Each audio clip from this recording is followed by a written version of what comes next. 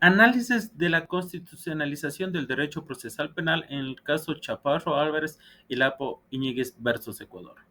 En ello es determinado preguntarnos cómo influyó el constitucionalismo del derecho procesal penal en la resolución del caso Chaparro Álvarez y Lapo Íñiguez en Ecuador por la Corte Interamericana de Derechos Humanos. Si bien es muy relevante este caso, se ha podido determinar como objetivo general dentro de ello es buscar la relación entre el constitucionalismo, el derecho procesal penal y las garantías del debido proceso en el caso Chaparro Álvarez y Lapo Íñiguez versus Ecuador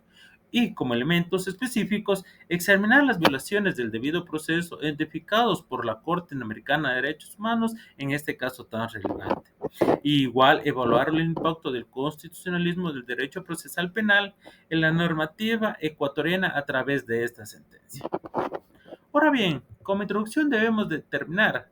que en el caso de Chaparro Álvarez y Lapo Íñiguez versus Ecuador, resuelto por la Corte Americana de Derechos Humanos, se pudo evidenciar que ellos sufrieron una privación arbitraria de su libertad, lo cual dirección directamente contra sus derechos entablados en la Convención Americana de Derechos Humanos en los artículos 7, 8 y 25.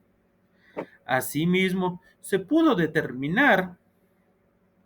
que estos señores fueron detenidos arbitrariamente, sin una notificación clara ni los cargos que se imputaban en su contra, como igual hubo la retención de sus bienes, los cuales no pudieron recuperar, a no ser después de muchos años a través de garantías administrativas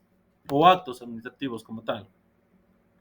pues la falta de un control judicial efectivo de ese entonces y la ausencia de recursos adecuados resaltaron la necesidad de una revisión normática en lineamientos de orgánicas judiciales ecuatorianos con estándares internacionales que puedan garantizar estos derechos. Ahora bien, debemos determinar cuál fue el impacto de la legislación penal y procesal penal. En este caso debemos determinar que a través de esta sentencia se pudo explicar claramente la presunción de inocencia y la prisión preventiva, algo que está enmarcado dentro de la Constitución del 2008 y que va a la par con lo que determina el artículo 538 del Código Orgánico Integral Penal, que es a través que sea la aplicación de un principio de proporcionalidad, de necesidad y de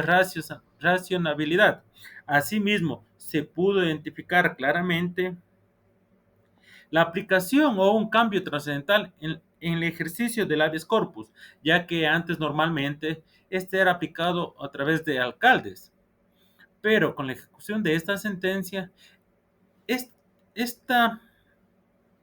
garantía o esta acción pasó directamente hacia un ámbito administrativo judicial para que los jueces que tengan conocimiento de estas causas puedan analizar si es que la prisión es adecuada o no y se debe cumplir de acuerdo a una medida determinada por la Corte Americana de Derechos Humanos como garantía de último arraigo o de ratio, perdón. Asimismo, es muy importante determinar la posición de diversos tratadistas en relación a los derechos vulnerados en el caso Chaparro Álvarez y Lapo versus Ecuador. Entre ellos tenemos el doctor Héctor Faudes Ledesma.